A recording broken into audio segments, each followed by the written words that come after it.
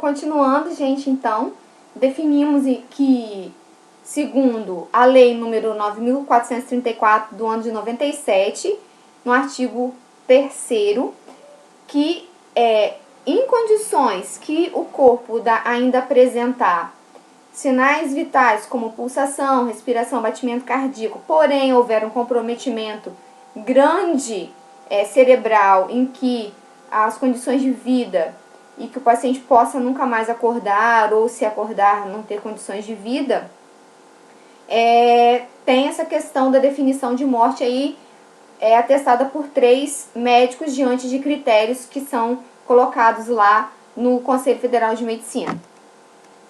Após isso, a gente vai tratar algumas alterações que o corpo passa depois da morte, né? Após a morte. Então, primeiro aí, ó, vocês estão vendo aí, ó, algor mortis, né?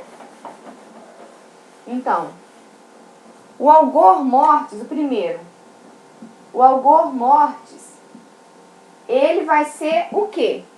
Vai ser o frio da morte. O corpo fica, a temperatura corporal cai, fica gelado. Então, o corpo fica gelado. Algor mortis. Depois, a gente tem rigor mortis, que vocês já ouviram falar mais, né? Rigor mortis. Que é, então, o quê? É a rigidez cadavérica, tá? Rigidez cadavérica. Nós temos também o livor mortis, que seria manchas cadavéricas. E eu vou mostrar a foto para vocês terem uma noção aí. Então, livor cadavérico. Não, livor mortis.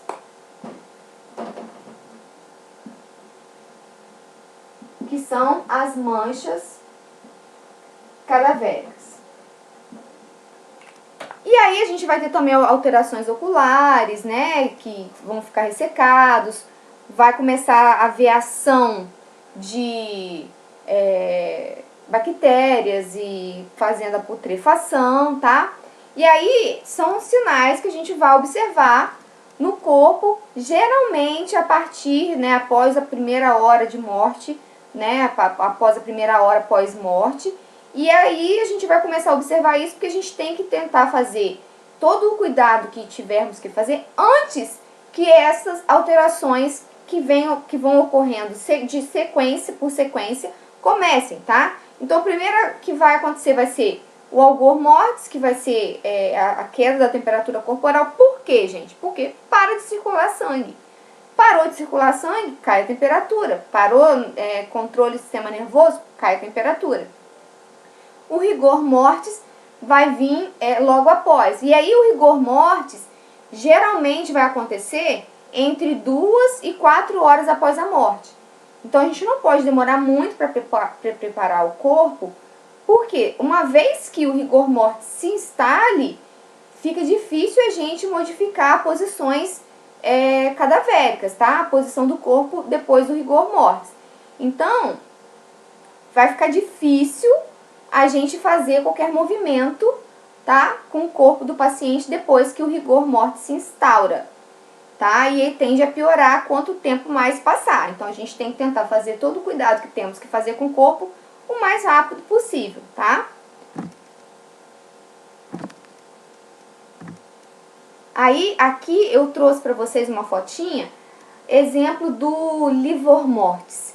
Olha, tá vendo aqui? Essa manchinha aqui embaixo é porque para de circular o sangue e aí o sangue vai vai migrando para essas partes, tá? Geralmente, dependendo da posição em que o paciente está. Então, como ele está deitado decúbito dorsal, o sangue tende a, né, se concentrar na parte de trás. Tem outra foto aqui. Olha só, tá vendo aqui? Olha, gente. Ó. Livor mortis. Aí, essas partes aqui que estão mais clarinhas, que não tem as manchas cadavéricas, são as que estão de maior pressão. Então, onde o corpo está com maior pressão na cama, o sangue não acumula. Mas nessas outras áreas aí, que tá um pouco livre, o sangue acumula. Tem uma outra foto aqui. Ah, não, tem só essas duas, do livor mortis. E aí, nós vamos começar a falar especificamente desse cuidado com o corpo pós-morte. Então, depois que vai cessar essa função, né, vital, tudo que o paciente... Depois que o paciente morrer, virar óbito, o corpo vai se modificar. A gente viu algumas alterações aí que vão acontecer com o corpo pós a morte já. E aí, ele vai começar a ficar assim, com um aspecto meio azuladinho, meio sebáceo, frio, como a gente já falou, colocou todos os nomes para vocês ali. O sangue vai, depois, com o passar do tempo, vai começar a ficar mais escuro, vai represar em algumas áreas, como a gente viu, que é o livor mortis. Você viu que ele represou nas costas e na parte sacral aqui? Aqui, ó, não sei se vocês conseguem me ver, mas aqui na parte sacral, na lombar, tá? Outra situação que pode ocorrer, o relaxamento dos esfínteres.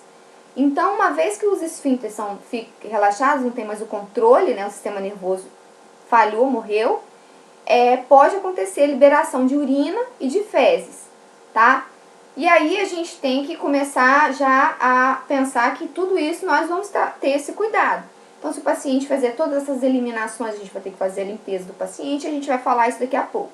Porque a assistência do corpo, tá aí escrito para vocês, tem que ser com dignidade e respeito, é aquilo que eu já tinha colocado aqui.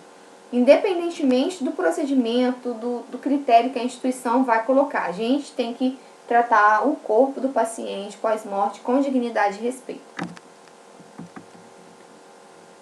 Aí, qual é a finalidade, então, desse cuidado com o corpo pós-morte? Primeiro, a gente tem que deixar o corpo limpo, a gente tem que deixar o corpo com uma aparência natural. Então, se o paciente faleceu, né, veio a óbito, com uma mão para fora a mão para fora da cama, ou com a mão no rosto, ou com a mão de uma forma diferente, ou com a perna, ou com a mandíbula arriada. Então, a gente vai ter que fazer várias manobras para a gente posicionar o corpo do paciente, o corpo do paciente que veio a óbito, da melhor forma, da forma mais natural possível, tá? Preparando mesmo para o velório. Vamos ter que, o objetivo também desse cuidado é evitar a saída de gases, de odores, de sangue, de secreções.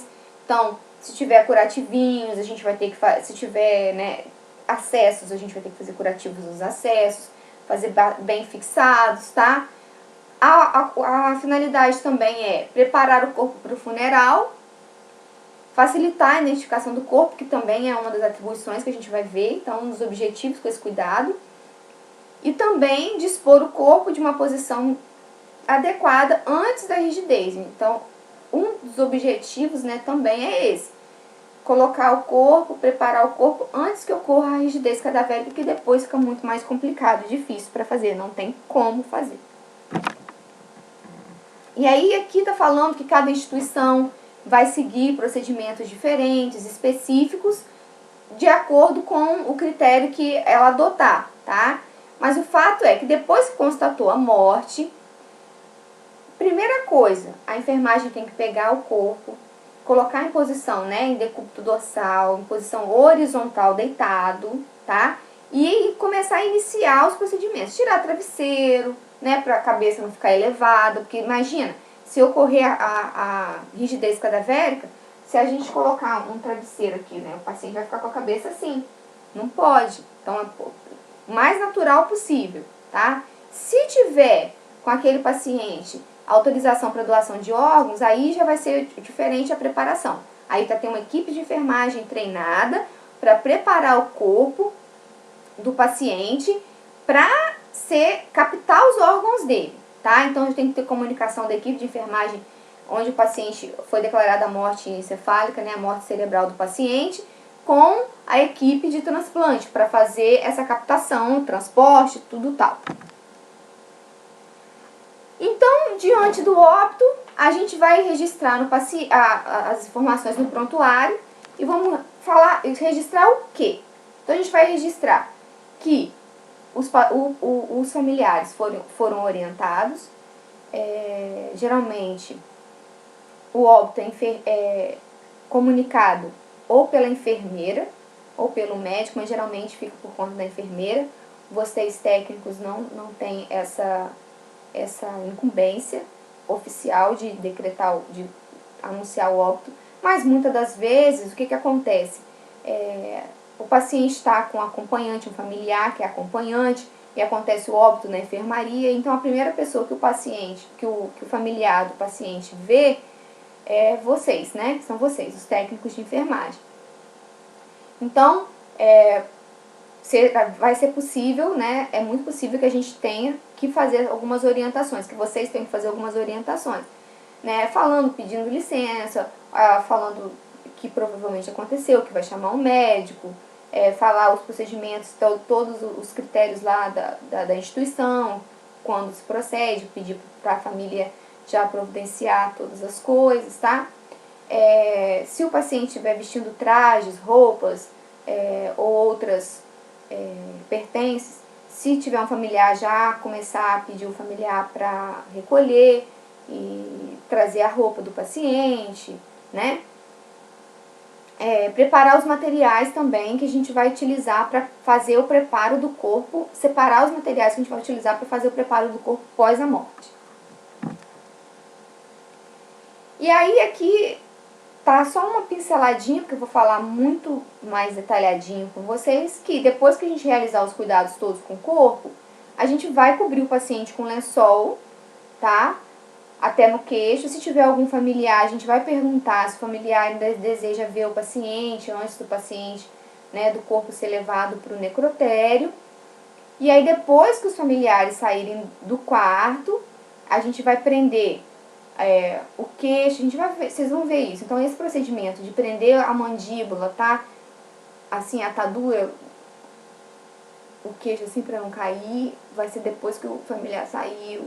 O tornozelo e os punhos também, e transportar pro necrotério. Tudo isso após a saída do familiar que esteja lá. E alguns tamponamentos também que a gente vai falar que não é agradável o familiar ver, tá? Mas o procedimento correto é de fazer isso tudo aí que eu falei agora pro final.